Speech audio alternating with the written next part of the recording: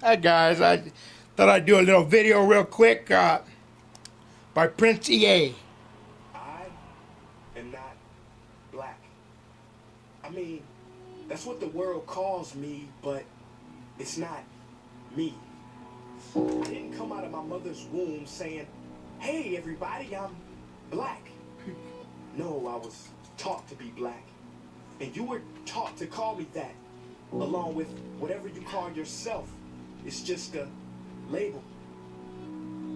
See, from birth, the world force feeds us these labels. And eventually, we all swallow them. We digest and accept the labels, never, ever doubting them. But there's one problem. Labels are not you, and labels are not me. Labels are just labels. But who we truly are is not skin deep.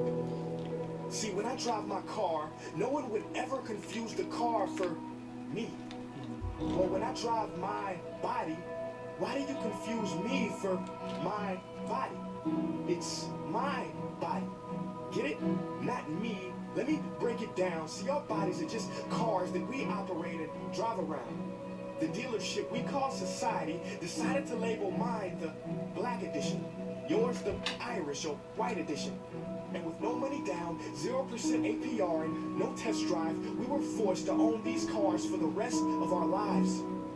Forgive me, but I fail to see the logic or pride in defining myself or judging another by the cars we drive. Because who we truly are is found inside. Listen, I'm not here to tell you how science has concluded that genetically we're all mixed and race in the human species doesn't exist, or how every historian knows that race was invented in the 15th century to divide people from each other and it has worked perfectly. No, I'm not here to lecture. I just want to ask one question. Who would you be if the world never gave you a label? Never gave you a box to check? Would you be white, black, Mexican, Asian, Native American, Middle Eastern, Indian? No. We would be one. We would be together. No longer living in the era of calling human beings black people or white people. These labels that will forever blind us from seeing a person for who they are, but instead seeing them through the judgmental, prejudicial, artificial filters of who we think they are.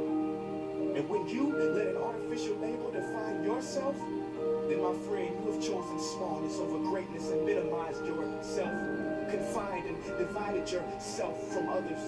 And it is an undeniable fact that where there is division, there will be conflict, and conflict starts wars. Therefore, every war has started over labels. It's always us versus them. So the answer to war, racism, sexism, and every other ism is so simple that every politician has missed it. Huh.